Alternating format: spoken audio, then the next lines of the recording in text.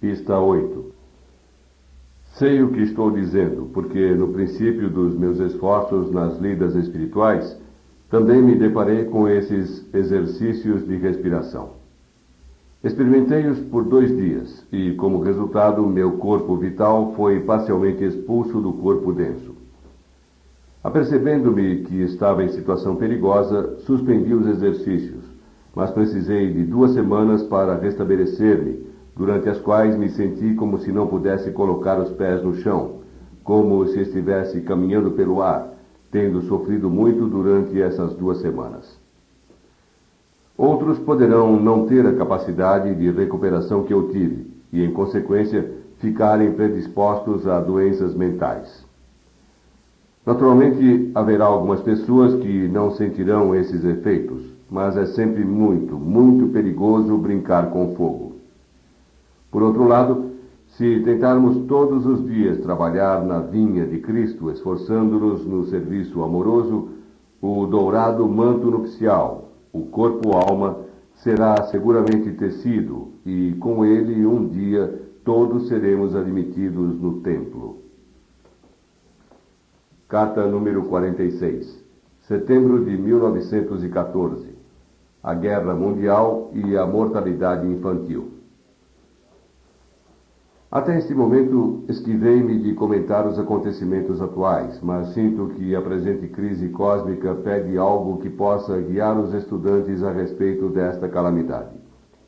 O efeito desta inaudita chacina de seres humanos tem consequências muito mais amplas do que parece sob o ponto de vista físico. Em primeiro lugar, naturalmente, este ponto de vista afeta a todos nós. Associamo-nos à dor que domina milhares de lares, de onde um pai, um filho ou um marido foram cruelmente arrebatados. Mas a dor e a tristeza que encontramos no mundo físico tornam-se insignificantes quando comparadas ao que acontece nos reinos invisíveis da natureza. Os milhares e milhares de vítimas desta guerra cruel estão despertando do estupor da morte causada pela repentina transição ao passarem do mundo físico ao mundo do desejo. Trazem consigo as cenas dos campos de batalha. Muitos deles estão aturdidos e vagueiam desamparados. Não podem compreender o que lhes sucedeu. Outros começam a perceber que passaram de um plano de existência para outro e sentem a dor por aqueles que deixaram para trás. Neste momento, existe no mundo um estado indescritível e inimaginável de tristeza e dor, tanto mental como físico. Com efeito, desde que o mundo existe, nunca houve semelhante dor universal como a que experimentamos atualmente. Além disso, não devemos esquecer que estamos acumulando para nós sofrimentos futuros, pois, como já explicamos na literatura Rosa Cruz, é impossível a essas pessoas que foram arrancadas tão violenta e rapidamente dos seus corpos densos rever suas vidas passadas e, como consequência, a gravação do panorama da vida não se processará corretamente. Portanto, esses égos não colherão o fruto de suas presentes existências no purgatório e no primeiro céu, como deveria acontecer. Futuramente, eles voltarão despojados dessa experiência, e será necessário, com o fim de poderem ganhar o que agora perderam, morrer na infância, para que se imprima em seus novos corpos de desejos e vital a essência de suas vidas presentes. Em algum dia futuro, iremos enfrentar uma epidemia ou algo dessa natureza que arrastará consigo milhares de crianças, e nós, que seremos seus contemporâneos, lamentaremos tal perda. Oh, se fosse entendida esta lei da mortalidade infantil! Então não teríamos necessidade de rogar tanto pela paz como agora o fazemos. Que todos os membros da Fraternidade Rosa Cruz orem pela manhã, à tarde e à noite pelo restabelecimento da paz no mundo, no mais curto prazo de tempo possível. Compreendamos muito bem a responsabilidade que nos advém do conhecimento. Vivamos à altura dele, esforçando-nos diariamente para cumprir o nosso dever. Este conhecimento deve ser divulgado onde quer que se apresente uma oportunidade, mas sem impô-lo a ninguém. Se o mundo conhecesse e acreditasse nas leis do renascimento e, de consequência, se compreendesse a lei da mortalidade infantil, esta guerra desumana nunca teria acontecido. Quanto mais nos esforçarmos por divulgar estes ensinamentos, mais estaremos contribuindo para estabelecer a paz e a boa vontade entre os homens. Assim, melhor serviremos a humanidade. Peço que sejam particularmente fervorosos e se concentrem com toda devoção sobre o serviço e auxílio de cura nos dias determinados para esse serviço amoroso e desinteressado. Precisamos de todo o auxílio que nos possam dar. Carta número 47. Outubro de 1914. Os auxiliares invisíveis e o seu trabalho nos campos de batalha. Mais um mês decorreu e a guerra na Europa ainda continua devastando com toda a intensidade. Milhares e milhares de seres atravessam a fronteira para os reinos invisíveis, e este desastre não tem precedentes na história do mundo. Como o leitor já aprendeu em nossa literatura, o mundo do desejo é o mundo da ilusão e do engano, e esses pobres seres que foram repentinamente lançados àquele reino com medonhas feridas em seus corpos densos, imaginam, como é frequente acontecer com as pessoas que sofrem um acidente, que as lesões físicas permanecem ainda com eles e sofrem agudamente por esses ferimentos que receberam e que agora são imaginários. Muitos deles andam perambulando de um lugar para outro com feridas horrendas em seus corpos, especialmente aqueles que sofreram estilhaços de granadas ou foram feridos por baionetas. É facílimo para os auxiliares invisíveis aproximarem-se desses seres e mostrar-lhes que as suas feridas são totalmente imaginárias.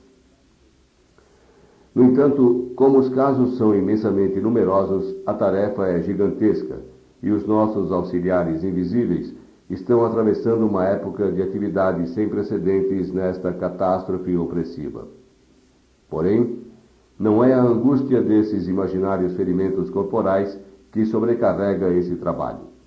A angústia mental, a inquietação por aqueles que foram deixados para trás, a preocupação dos pais por seus filhos e a dor pelas mulheres que ficaram sozinhas para criar uma família, é o maior obstáculo que os auxiliares invisíveis têm que enfrentar.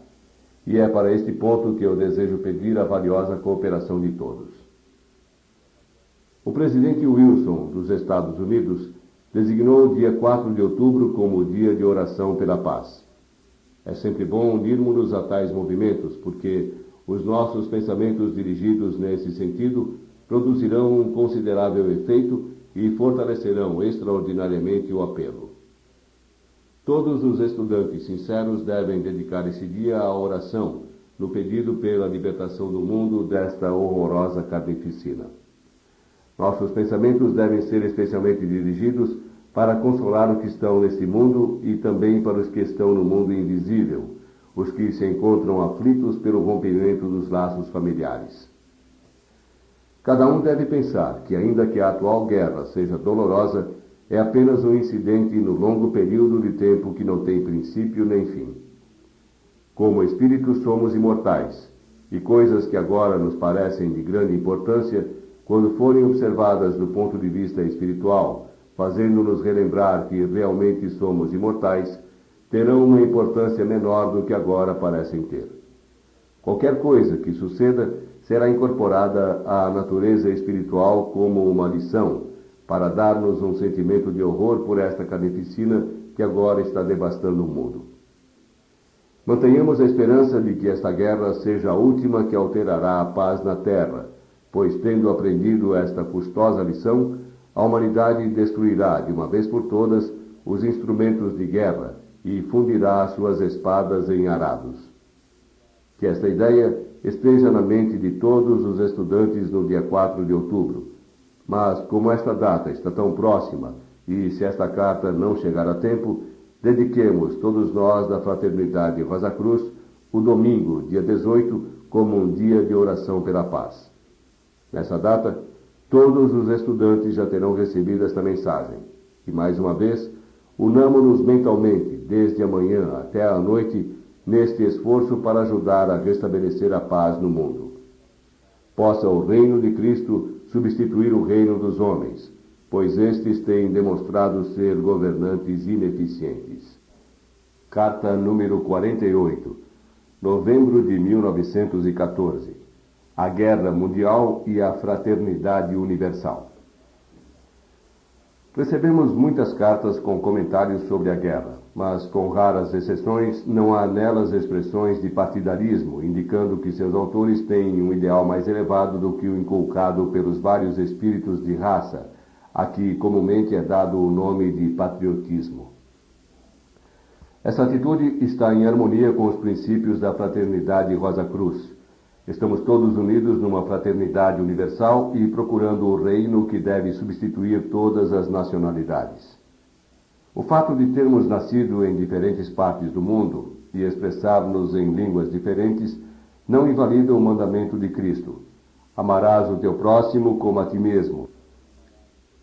Nem nos desculpa quando desempenhamos o papel de ladrão em vez do de samaritano.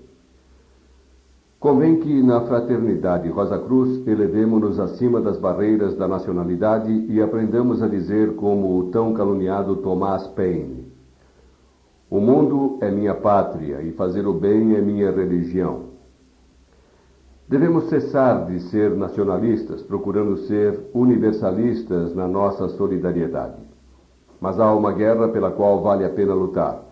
Uma guerra na qual podemos empregar legitimamente toda a nossa energia.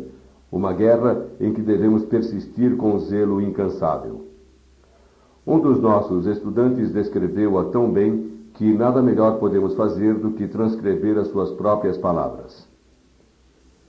Ao refletir sobre a guerra, ocorreu-me este pensamento: quando os homens se cansarem desta guerra aterradora, largarem suas armas e a paz predominar neste continente oprimido, com os restos mortais tanto de amigos como de inimigos, maculado com seus rios avermelhados pelo sangue dos vários impérios, levantar-se-á uma nova Europa, e uma nova civilização substituirá a destruída.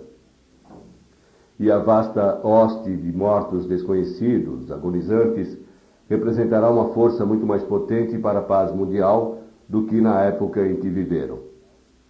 Pelas paixões desenfreadas do homem, por este sofrimento, a divindade justa e amorosa brindar-nos-á com o máximo bem. Se 1/10 dos homens e mulheres estivesse tão ansiosa em combater seu verdadeiro inimigo, que está dentro do coração, em lugar de pegar armas contra um inimigo inexistente aos olhos de Deus, por certo, o príncipe da paz reinaria absoluto no nosso mundo. Todas as armas mortíferas seriam arremessadas ao limbo, e a promessa gloriosa se realizaria totalmente. Paz na terra e boa vontade entre os homens. Quanto a mim, resolvi não cessar os meus esforços até que os últimos vestígios de maldade, erro e ódio sejam eliminados da terra, e a sublime trindade da divindade, verdade e amor reinem sem mais desafios. Nesta luta real, sinto-me como um pobre soldado, onde o curso da batalha frequentemente me coloca na direção errada. No entanto, não importa que eu falhe 10.000 vezes, a lição deve ser aprendida e será aprendida. Algum dia, com um coração intrépido, uma vontade indomável e uma firme persistência, a vitória será conquistada e a paz reinará. A paz que ultrapassa toda a compreensão. Unamo-nos todos ao nosso irmão em tão nobre luta, recordando as palavras de Goethe: de todo o poder que mantém o mundo agrilhoado, o homem se liberta quando o autocontrole há conquistado. Carta número 49, dezembro de 1914.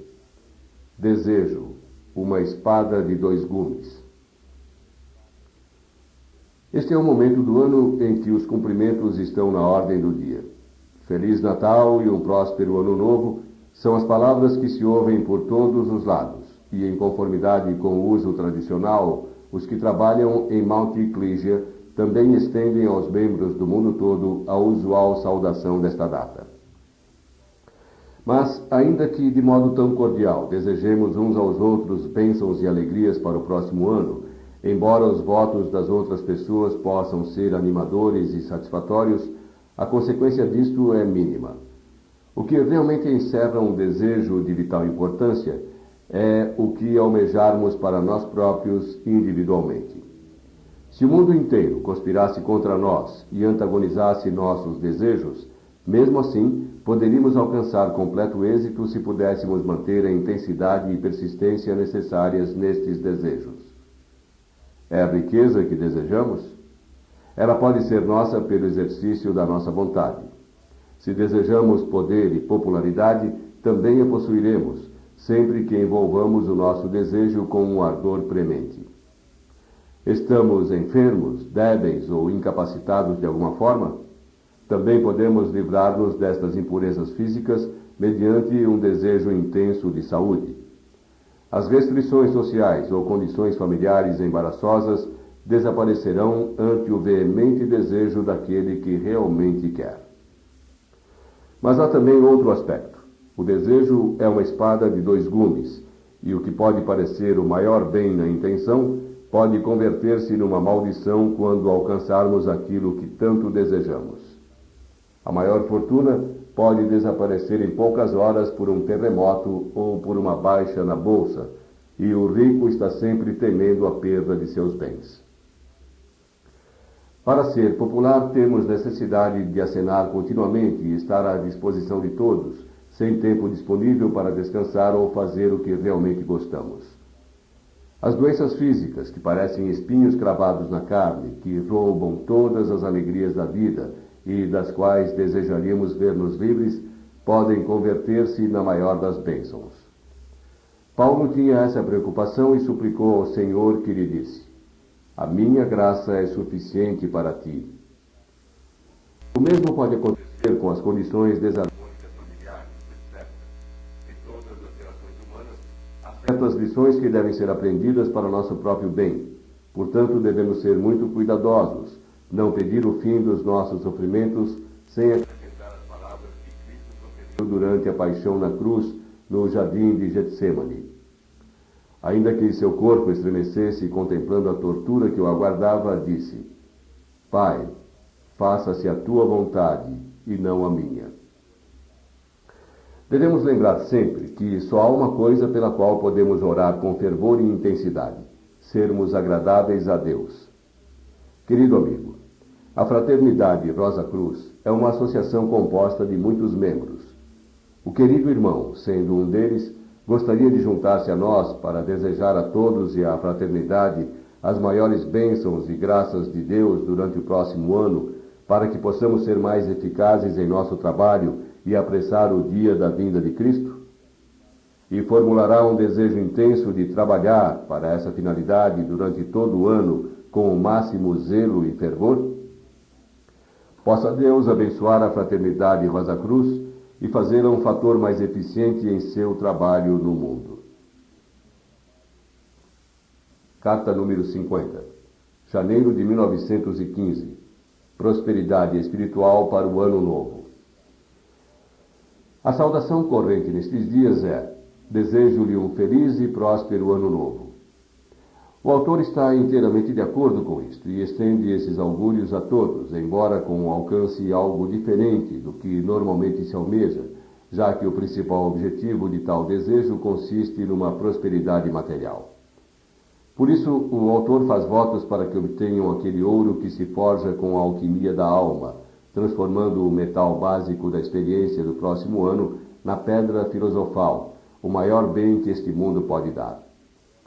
As riquezas mundanas são sempre uma fonte de cuidados para o seu possuidor, mas esta, a joia das joias, traz-nos uma paz que ultrapassa todo o entendimento.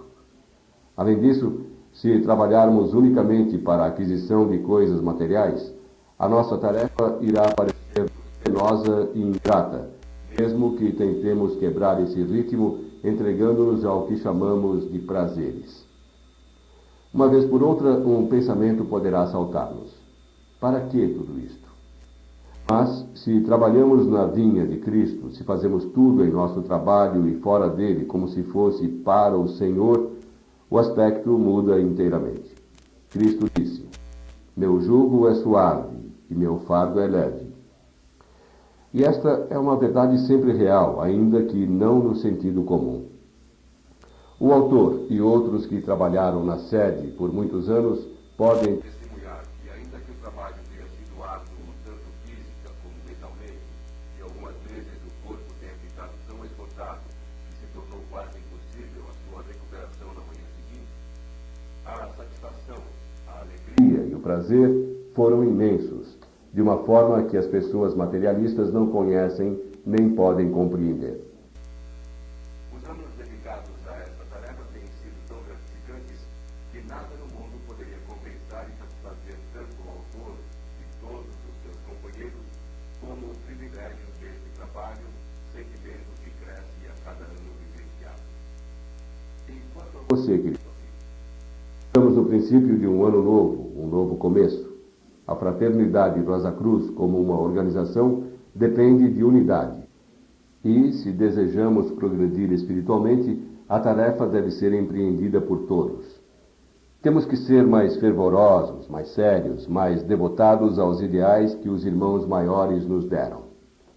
Sabemos que na fraternidade há trabalhadores aplicados. Você é um deles? Não é suficiente estudar e meditar sobre os ensinamentos. Temos que incluí-los em nossas vidas e torná-los luzes brilhantes em nossa comunidade.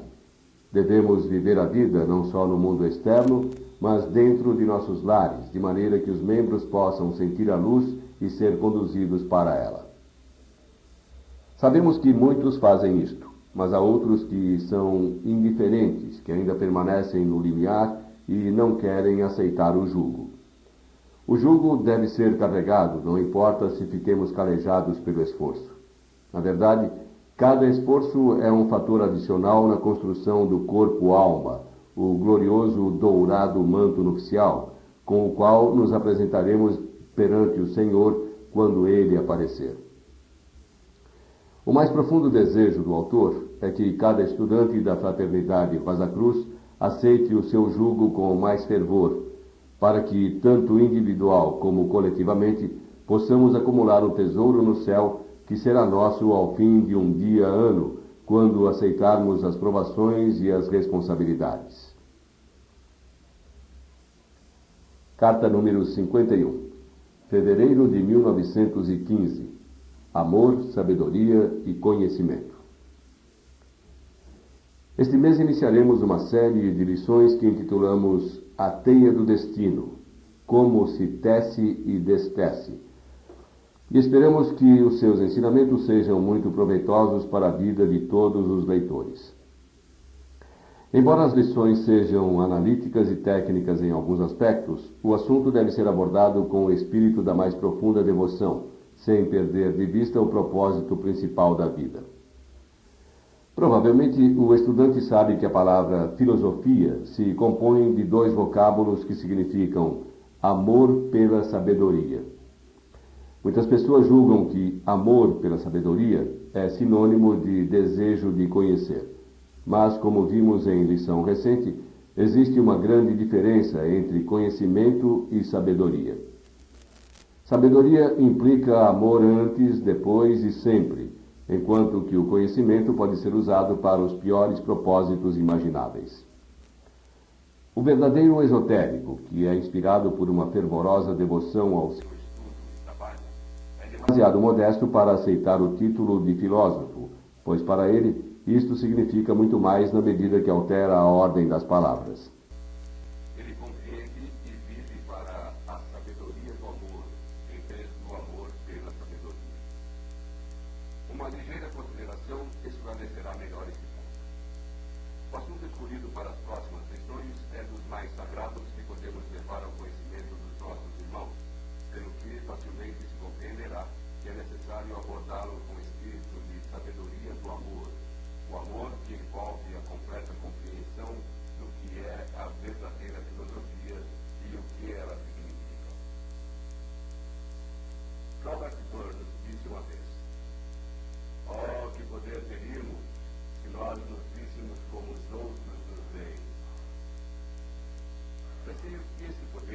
haja uma amarga posse, ainda que pareça desejável se for encarado superficialmente. Cada um de nós está repleto de defeitos. Há momentos em que fazemos um triste papel no cenário do mundo. Algumas vezes, parece que somos joguetes do destino, sem objetivo, enquanto outras pessoas que são incapazes de ver a trave no seu próprio olho, criticam-nos fazendo com que pareçamos ridículos. Se nós nos víssemos com os seus olhos, certamente perderíamos o mais essencial dos atributos, o autorrespeito, e recuaríamos envergonhados de encarar os nossos semelhantes. Quando compreendemos que isso é assim, e pensando sobre o assunto ficamos convencidos disso, poderíamos com proveito mudar de posição e perceber que nós, ao criticarmos agudamente os mínimos defeitos dos outros, adotamos uma atitude muito antifraternal, antifilosófica e desprovida da sabedoria do amor. O propósito das próximas lições é dar-nos uma ideia do que causaram no passado algumas coisas que mais criticamos nos outros, para que possamos individualmente evitar erros parecidos. Também devemos praticar aquela real e verdadeira caridade cristã que Paulo descreve no famoso capítulo 13 da primeira epístola aos Coríntios. O amor não é invejoso, não se ufana, não se ensoberbece, não busca os seus interesses, não se alegra com a injustiça, mas regozija-se com a verdade. Confio que os estudantes acolherão as lições que enviamos com esse espírito e que elas possam trazer benefícios duradouros para todos nós. Carta número 52, março de 1915. Concentração no trabalho Rosa Cruz. Meditando sobre a utilidade da fraternidade Rosa Cruz, surgiu-me a pergunta: qual o obstáculo mais comum que impede o nosso progresso no trabalho espiritual? E a resposta foi a falta de concentração. Todos temos uma família que depende de nós e que tem direito a uma parte da nossa atenção. Nosso trabalho no mundo não deve ser negligenciado sob qualquer aspecto. Estamos aqui para executar certas tarefas e aprender por meio delas. Depois de atender a esses deveres, vejamos se ainda nos sobra algum tempo para aplicá-lo justa e apropriadamente no nosso próprio desenvolvimento. É tão importante usar acertadamente esse tempo como o é cumprir os nossos deveres terrenos com a nossa família e com nossas obrigações sociais. Na vida cotidiana, não tentamos ser médicos hoje, trabalhar amanhã numa indústria e no dia seguinte começar uma nova atividade. Sabemos que tal procedimento não nos levaria a lugar nenhum. Tampouco vamos viver hoje numa família como marido ou mulher para assumir amanhã idênticos relacionamentos num lar diferente. Também não mudamos nosso círculo social tão frequentemente como mudamos de roupa ou de sapatos. Se assim procedêssemos, nossas condições sociais e profissionais ficariam comprometidas e prejudicadas. Devemos seguir uma linha de trabalho no mundo, cuidar de uma só família, concentrar os esforços nesses departamentos da nossa vida com exclusão de todos os outros. Por que não aplicar o mesmo bom senso em nossos esforços espirituais? Normalmente esforçamo-nos nos nossos negócios, desenvolvemos os planos traçados, trabalhamos intensamente para alcançar o êxito.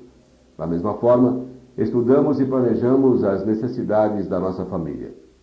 Sabemos que o progresso social e profissional dependem da soma de concentração, planejamento e perseverança que tivermos. Então, se nos mostramos tão sábios e prudentes no que diz respeito às coisas do mundo que duram apenas os poucos anos da nossa vida terrena, por que não nos empenhamos em usar o mesmo bom senso e não o aplicamos de corpo e alma às coisas espirituais que são eternas? Fim da pista 8. Este livro continua na próxima cassete. Favor girar a cassete até o